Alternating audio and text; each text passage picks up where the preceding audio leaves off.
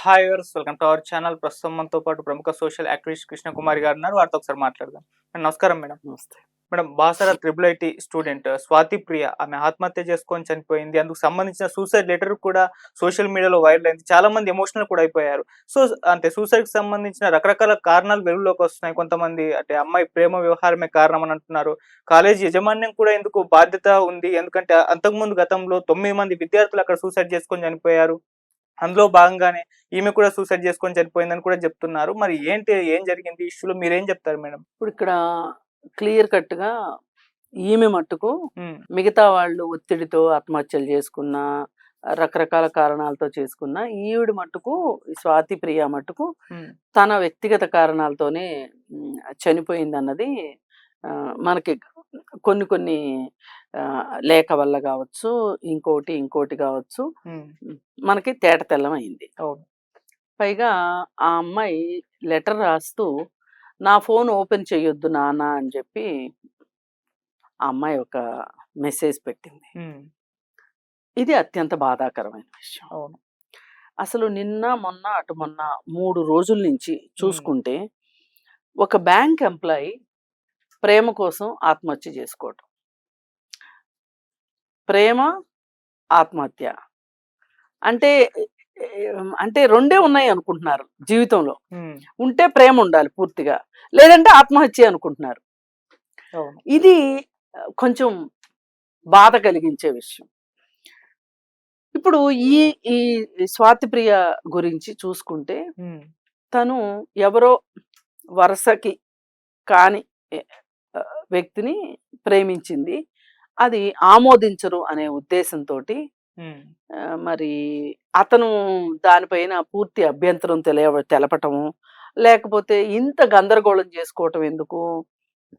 ఎవరి దారిన వాళ్ళు ఉందామని ఈమె కూడా నిర్ణయం తీసుకుని, ఆ నిర్ణయం మీద నిలబడకపోవటము, ఏదో సంథింగ్ జరిగింది. హ్మ్.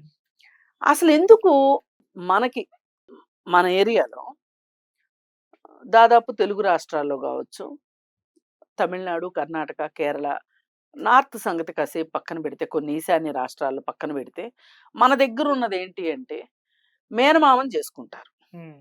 బాబాయిల్ని చేసుకోరు. అవును.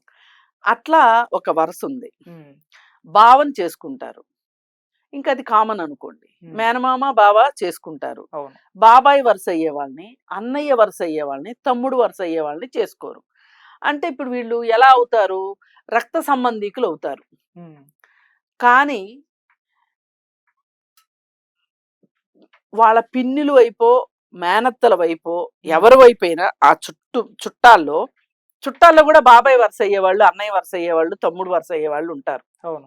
వీళ్ళ ఇంటి పేరే ఉండక్కర్లా, వీళ్ళ రక్త సంబంధమే కాకపోయినా ఉంటారు. హ్మ్. వాటిని గూడా అంగీకరించరు. వరస కాదు అనేస్తారు సింపుల్‌గా. అవును. ఇప్పుడు సంబంధం సంబంధాలు చూసినప్పుడు ఏ మ్యారేజ్ బ్యూరో ద్వారా వచ్చిందనుకోండి సంబంధం.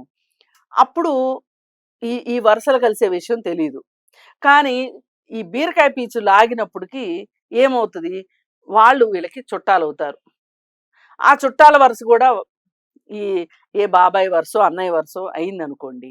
వరుస కాదు అని వదిలేసే వాళ్ళున్నారు కొంతమంది. హ్మ్. సరే అది వాళ్ళ వ్యక్తిగతం అనుకోండి. ఇక్కడ ఈ అమ్మాయి ఎంపిక. ఈ అమ్మాయి, ఆ అబ్బాయి ఇద్దరి ఎంపిక. ఓకే.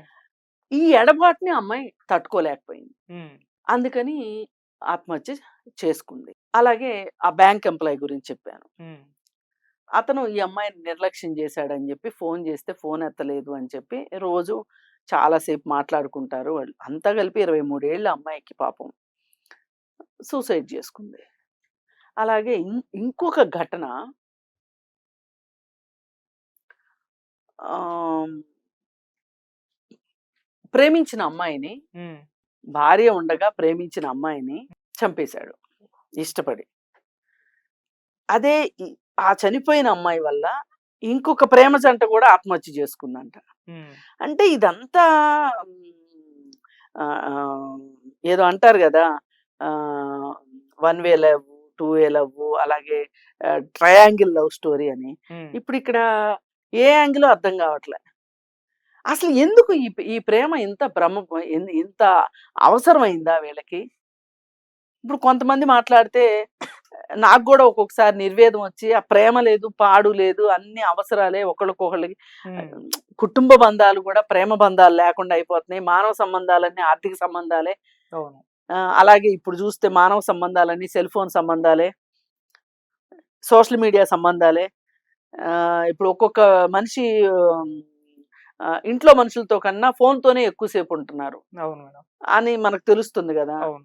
ఇయన్నీ చూసిన తర్వాత ఇంకా ప్రేముందా అనిపిస్తుంటది ఒక్కొక్కసారి. ఉమ్, కానీ ఒక టెండర్ ఏజ్‌లో, చిన్న ఏజ్‌లో ఒక్కసారి దానిలో పడ్డారంటే, అక్కడ ఏదన్నా దెబ్బ తగిలింది అంటే, దాన్ని తట్టుకోవటం అందరి వల్ల కాదు. ఉమ్, అది ఆహ్, అదే కొంచెం మా మానసికంగా హ్మ్.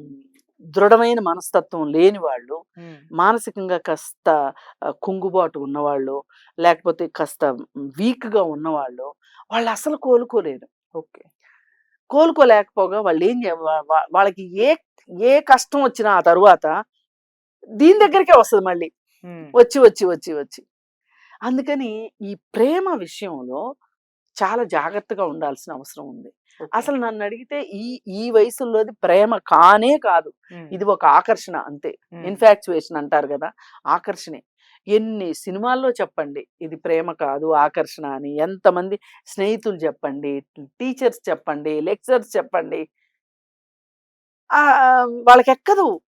ఓకే. ఇక అదే ఒక మూర్ఖత్వంలో ఉండిపోతున్నారు. ఉమ్, ఓసారి ఎప్పుడో నేను స్కూల్ పిల్లలకి అవేర్‌నెస్ ప్రోగ్రామ్స్ కోసం వెళ్తే, ఏడో తరగతి టీచర్ నన్నడిగింది.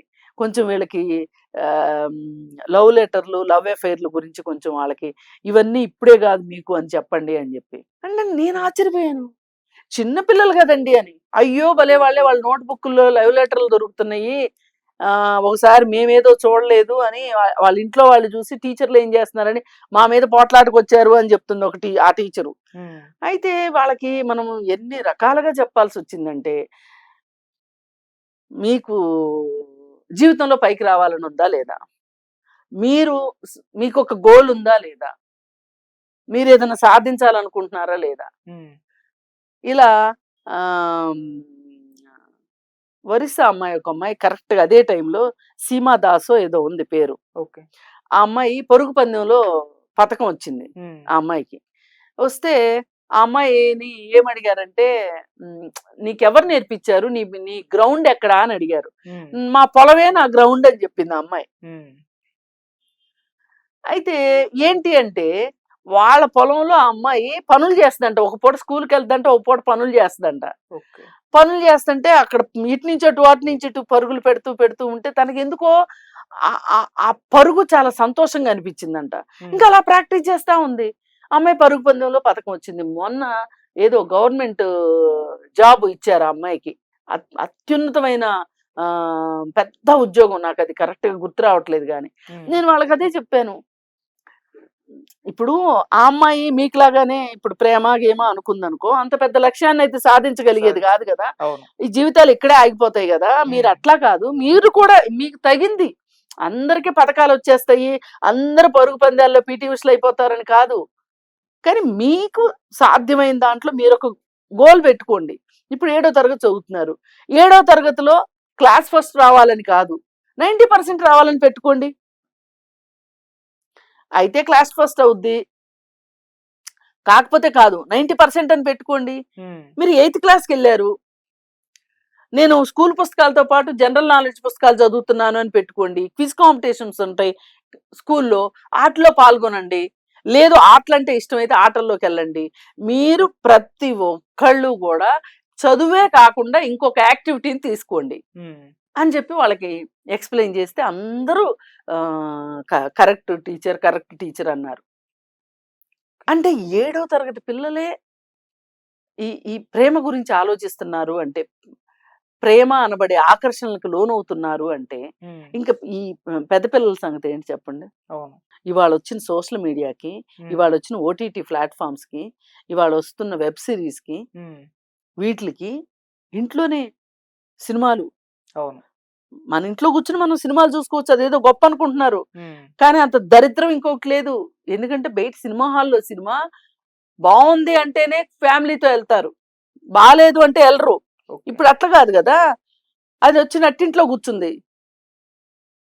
మీరు ఇంట్లో లేనప్పుడు మీ పిల్లలు చూసే అవకాశం ఉంది. ఉంది. మీ ఫోన్ అక్కడ పెట్టుంటే పిల్లలు తీసి ఫోన్‌లో చూసే అవకాశం ఉంది. హ్మ్. ఇవాళ ఇన్ని రకాలుగా ఈ ప్రేమ గురించిన టాపిక్‌లు, ప్రేమ గురించిన సబ్జెక్ట్‌లు, సినిమాలు ఇవన్నీ ఓటీటీల్లో వచ్చేస్తుంటే హ్మ్. పిల్లలకి ఆ 2 అక్షరాలు తప్పితే ఇంకేమన్నా కనిపిస్తుందా అసలు? లేదు మేడం. ఆళ్ళేదో అనుకునేది అదే ప్రేమ అనుకుంటున్నారు. దానికోసమే చచ్చిపోతాం అనుకుంటున్నారు. దానికోసమే చచ్చిపోవాలి అనుకుంటున్నారు. హ్మ్. పైగా నా ప్రేమ కోసం ఇంకొకళ్ళు చచ్చిపోయినా పర్వాలేదని హత్యలు చేస్తున్నారు. ఆ మధ్య చూసాం గదా! ఇద్దరు బాయ్ ఫ్రెండ్స్, ఒక గర్ల్ ఫ్రెండ్ కోసం ఇద్దరు బాయ్ ఫ్రెండ్స్ కొట్టుకుంటుంటే ఒకడు తెలివిగా ప్లాన్ ఏసాడు. హ్మ్. ఆహ్, ఆ అమ్మాయిని తీసుకొనెళ్ళి ఆ అబ్బాయిని చంపేశాడు. వాడు పార్టీ అనంగానే పాపం అమాయకంగా ఎళ్ళాడు. హ్మ్. ఎళ్తే చంపేశారు, చూసారు గదా! హ్మ్. ఇట్లాంటి ప్రతిరోజు జరుగుతూనే ఉన్నాయి ఎక్కడో చోట. అవును. ఈ మొత్తానికి ఫుల్ స్టాప్ పడాలి అంటే ఈ విష సంస్కృతిని, ఈ సినిమాలు, ఈ సో కాల్డ్ ఈ సోషల్ మీడియాని నన్నడిగితే బ్యాన్ జేయాలి. Right madam. అసలు నా ఫోన్‌లు అనేవి హ్మ్. 16 ఏళ్ల లోపు వాళ్ళకి ఫోన్ ఇవ్వనే కూడదు. హ్మ్. ఇవాళ ఏడేడేళ్ళ ఏడేళ్ళు, 2 ఏళ్ళు, సంవత్సరం వాడు ప్రపంచం పూర్తిగా కళ్ళు తెరిచి చూడకముందే వాడికి ఫోను అలవాటు చేసేస్తున్నారు పేరెంట్సు. ఇది ఎంత ప్రమాదం చూపిస్తదంటే మీకు ఇంకొక 4, 5 సంవత్సరాలు ఆగండి. ఈ హ్మ్. చిన్న పిల్లలందరూ కాస్త కాస్త పెద్దాళ్ళు అవుతారు గదా! అప్పుడు తెలుస్తది ప్రపంచానికి. ఈ ఫోన్ ఎందుకు వద్దు, వద్దు ఆ డబ్బా ఫోనే నయము అని చెప్పి ఎందుకు అంటున్నాము. హ్మ్. తల్లిదండ్రులు మరీ ముఖ్యంగా డబ్బా ఫోన్‌లే పెట్టుకోండి అని చెప్తుంది అందుకే. అవును. ఈ దరిద్ర ఫోన్‌లో చెండాలం. ఈ చెండాలాన్ని ఇప్పుడు ఆ అమ్మాయి అప్పీల్ చేసుకోవాల్సొచ్చింది. నాన్న నా ఫోన్ చూడొద్దు అని. ఏముండుండొచ్చు అసలు ఆ ఫోన్‌లో? హ్మ్. ఊహకందని విషయమే గదా! అవును మేడం. అంత అవమానం దేనికసలు? హ్మ్. ప్రేమ అవమానాన్ని కోరుకుంటదా? చాలా బాధగుంది మాట్లాడుకోవటానికి. అవును. ఈ ప్రేమ టాపిక్ చుట్టూనే రోజు ఏదో ఒక చోట ఇద్దరో, ముగ్గురో మనకు తెలిసి బలైపోతున్నారు. బలవుతున్నారు. అవును. అందుకని ఇట్లాంటియి ఆగాలి అంటే హ్మ్. ట్రిపుల్ ఐటీలో సీటొచ్చింది కదా! హ్మ్. చక్కగా ట్రిపుల్ ఐటీలో కోర్స్ కంప్లీట్ చేసుకుంటే పీజీ జేసుకోవచ్చు.